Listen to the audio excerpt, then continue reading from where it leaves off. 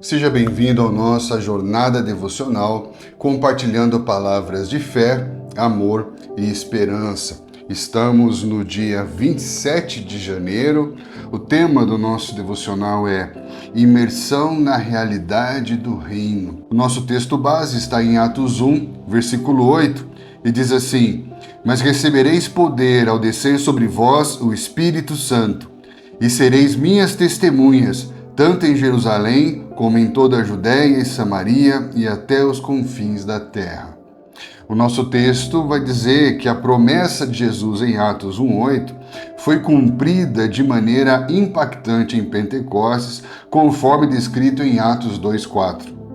O Espírito Santo desceu sobre os discípulos, manifestando-se como línguas de fogo que pousaram sobre suas cabeças. Eles foram então preenchidos pelo Espírito, começando a falar em outras línguas conforme o Espírito lhes concedia expressão. Essa experiência marcante não foi apenas um evento isolado, mas o início de uma transformação contínua e permanente na vida dos discípulos.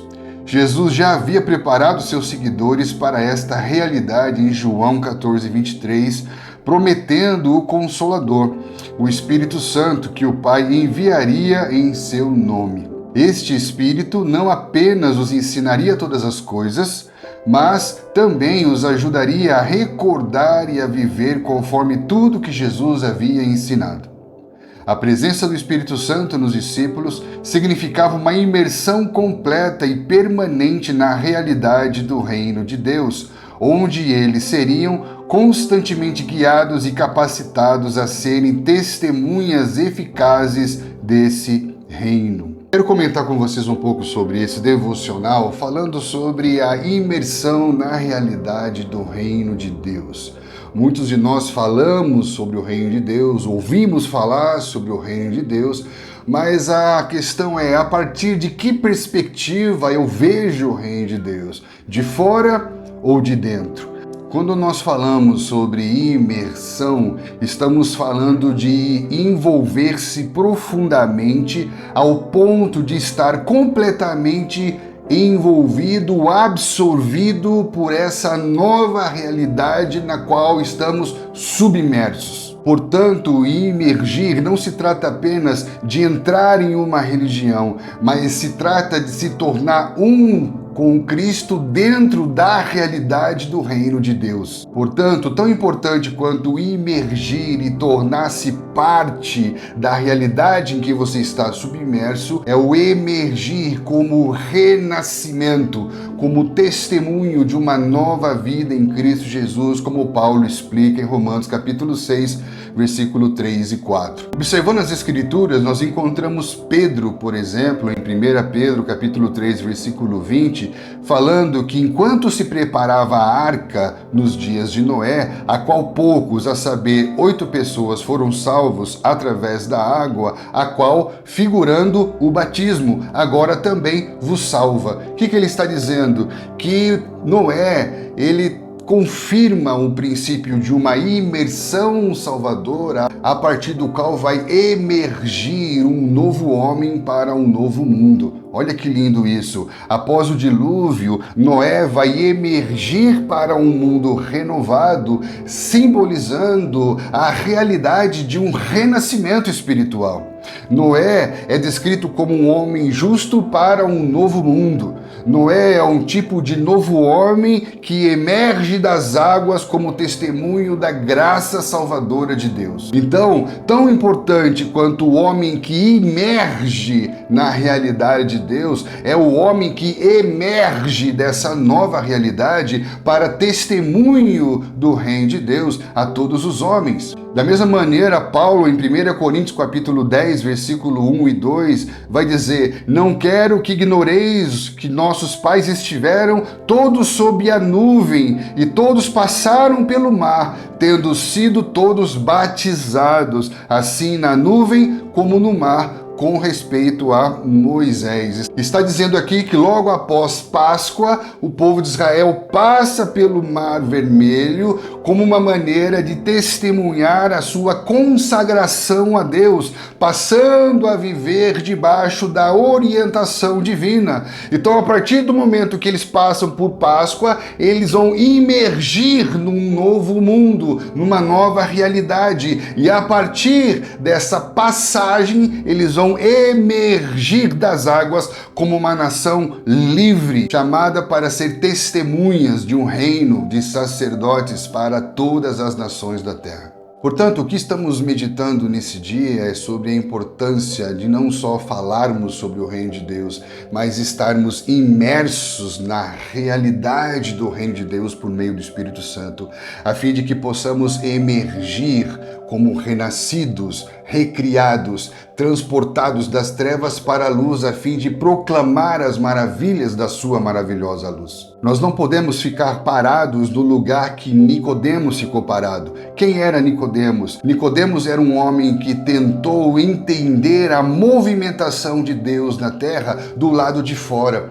E Jesus diz: se você não entrar, você não vai conseguir entender. E para entrar é necessário nascer de novo. Nicodemos era um homem bom, um homem muito religioso, que percebeu que algo estava se movendo. Ele acreditava que ninguém que não tivesse vindo da parte de Deus poderia se movimentar na terra daquela maneira. Mas até então Nicodemos era um homem que via tudo de fora, mas não entendia nada por dentro. O tipo de questionamento que fazemos tem a ver com um questionamento de pessoas que estão vendo do lado de fora ou que estão vivendo do lado de dentro. A partir de que perspectiva nós vemos o reino? Jesus explica para Nicodemos: se você não entrar, você não vai conseguir ver, não vai conseguir perceber, não vai conseguir compreender, não vai conseguir encontrar respostas dentro de você. E aí ele diz que é necessário nascer de novo. A palavra novo no grego, a palavra anotem, é a palavra alto. Então ele está falando que é necessário nascer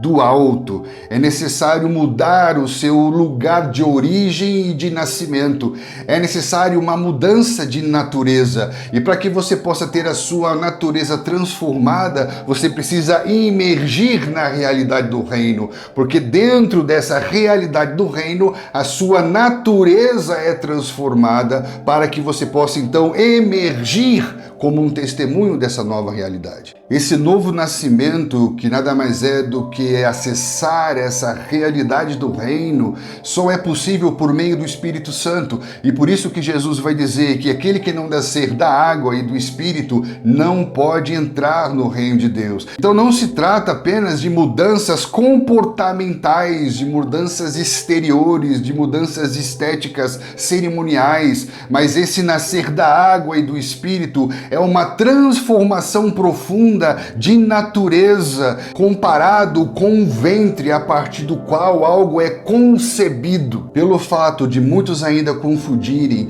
entrar numa religião com imergir no reino de Deus, muitos ainda têm uma compreensão incompleta da realidade do reino. Segundo George Led, num dos melhores livros sobre o Evangelho do Reino, ele vai dizer: o reino de Deus é uma realidade presente e futura, tanto já inaugurada na pessoa de Cristo, quanto aguardando sua plenitude no fim dos tempos. Essa compreensão nos permite rejeitar visões reducionistas e distorcidas que tratam o reino apenas como uma promessa distante ou como uma solução imediata para os seus problemas terrenos. Quando nós olhamos para essa proposta de imergir no reino, nós lembramos de Páscoa, da porta que era marcada com sangue, a porta do reino, que não é uma porta de fuga do Egito, não é uma rota de escape do mundo, mas é a porta de entrada para a realidade do reino de Deus. Para muitos é só uma porta da salvação, mas para aqueles que nascem de novo, eles entendem que é a porta para o senhorio de Cristo, para homens renascidos e recriados pelo poder do Espírito Santo. É por falta dessa dessa imersão na realidade do reino de Deus que muitas pessoas ainda têm perspectivas incompletas e equivocadas sobre o que ele representa. Jesus mesmo enfrentou na sua época muitas perspectivas equivocadas sobre o que representava a realidade que ele estava trazendo. João capítulo 6, por exemplo, vai falar de como a multidão, impactada pela multiplicação dos pães, tenta achar uma forma de coroar Jesus à força. Por quê? Porque encontrou nele alguém que trazia uma resposta imediata para suas necessidades materiais. Além disso, nós vemos também que muitos tinham uma perspectiva apenas religiosa sobre o reino de Deus, como por exemplo os fariseus em Lucas capítulo 17, que perguntam a ele sobre a chegada do reino, e ele fala que o reino está em nós, que ele não vem em visível aparência ou por meio de cerimoniais religiosos, mas a realidade do reino já estava se manifestando dentro das pessoas. A realidade do reino é revelada pela imersão na realidade da ressurreição. Por isso, embora muitos falem e muitos ouçam sobre o reino de Deus, apenas aqueles que imergiram e nasceram de novo podem discerni-lo, podem vê-lo, podem vivenciá-lo espiritualmente. Qual o problema dessa perspectiva religiosa do reino de Deus? É que muitas vezes, por falta dessa imersão na realidade do reino, nós corremos o risco de criar o nosso reino em nome de Deus, baseado naquilo que nós entendemos representar o reino de Deus, como prosperidade, riqueza, poder, influência, reputação. E o reino de Deus é subversivo com relação a isso. Por quê? Porque o menor é o maior, o que serve é maior, aquele que é o último é o primeiro. Não tem a ver com essa ordem que o homem estabelece de grandeza e de glória. Por isso que muitos tinham uma perspectiva política do reino, porque muitas vezes quando se fala sobre reino, quando se fala sobre governo, se associa a estruturas políticas de poder. E isso já acontecia desde os dias de Jesus. Quando Jesus falava sobre o reino de Deus, os seus próprios discípulos imaginavam um reino sociopolítico religioso. A expectativa que muitas vezes era gerada nesses discípulos era uma expectativa política.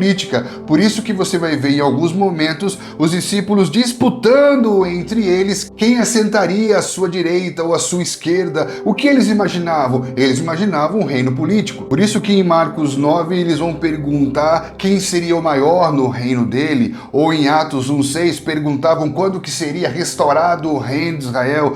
Tudo que era visualizado a partir desses questionamentos era uma perspectiva de um reino político. Além disso, nós vamos ver também que existe uma perspectiva mais psicológica do reino de Deus, em que muitas pessoas enxergam em Jesus uma possibilidade de encontrar conforto e a solução para os seus problemas pessoais. Mas a proposta dessa imersão no reino de Deus não é para que eu me sinta melhor, mas para que eu seja um novo homem. Por isso que Paulo, em Gálatas 5, vai falar sobre o fruto do Espírito, que são as evidências de uma vida que foi imersa na realidade do reino e que ela é transformada pelo Espírito de dentro para fora. E imergir nessa realidade do reino nada mais é do que o ter os olhos abertos, desvendados para um novo mundo de Deus. Paulo vai descrever essa experiência em Efésios capítulo 1, versículo 18, quando ele fala da iluminação dos olhos do coração. Paulo vai falar também sobre isso em 2 Coríntios 5,17, quando ele fala que se alguém está em Cristo, as coisas velhas se passaram e tudo se fez novo. Tudo se fez novo porque tudo mudou à sua volta ou porque algo mudou dentro de você que tem uma nova maneira agora de ver todas as coisas à sua volta. Por isso eu quero chamar a tua atenção, porque nós estamos vivendo a era dos emergentes. O que são os emergentes? Emergentes são aqueles que se levantam e exercem uma influência por causa do seu nível de evidência. E nós estamos entendendo que a tentativa de emergir sem que você tenha estado imerso nessa realidade do reino, nada mais é do que você se levantar na força do seu próprio braço, a partir dos seus próprios recursos esforços em busca de estruturas de poder. Por isso, antes de se preocupar em ser um líder emergente, de uma igreja emergente, de um movimento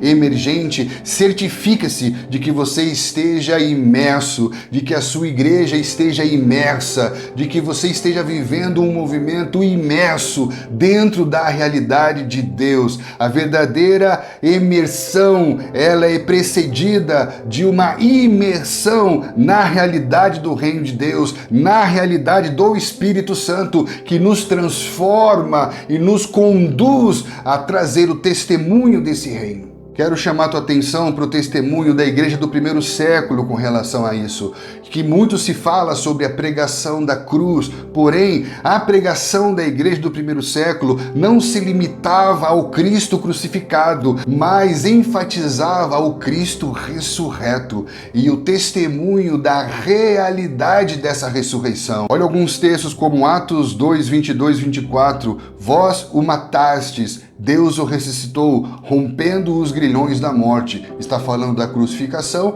mas está enfatizando a realidade da ressurreição. Atos 2,32 diz, a este Jesus Deus ressuscitou, de que todos nós somos testemunhas, falando do Cristo que foi crucificado, e eles agora se levantam, emergem como um testemunho da realidade da ressurreição. Atos 3,15, matastes o autor da vida, mas Deus o ressuscitou. Atos 5:30, 32, Deus dos nossos pais ressuscitou a Jesus. Nós somos testemunhas desses fatos. Atos 10:40, a estes ressuscitou Deus ao terceiro dia. Atos 13:30, Deus o ressuscitou dentre os mortos. Olha que lindo, não era uma igreja que apenas pregava a crucificação ou uma salvação do inferno, mas era uma igreja que a partir da obra da crucificação e da redenção por meio do sangue e perdão de pecados pela fé,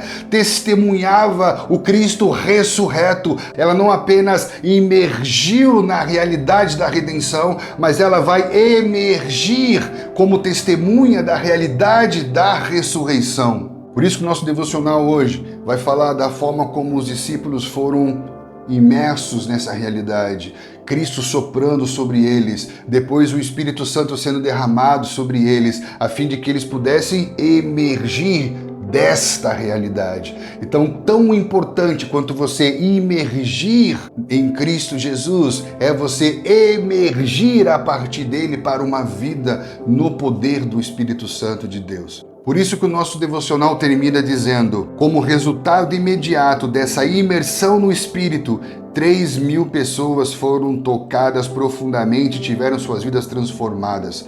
A vida em comunidade descrita em Atos 2:42 reflete uma sociedade regida pelo Espírito, caracterizada pela doutrina, comunhão, partilha e oração. Esse novo modo de vida ganhou o respeito e a simpatia de toda a cidade, exercendo uma influência transformadora e crescente, demonstrando que os discípulos se tornaram verdadeiramente a palavra viva de Deus em ação. Olha que lindo isso, que esse devocional te inspire a imergir profundamente na realidade do reino de Deus, a fim de que pelo Espírito você possa emergir como testemunha dessa realidade a todos os homens, a todas as pessoas que passarem por você. Que Deus te abençoe e te espero aqui no nosso próximo devocional.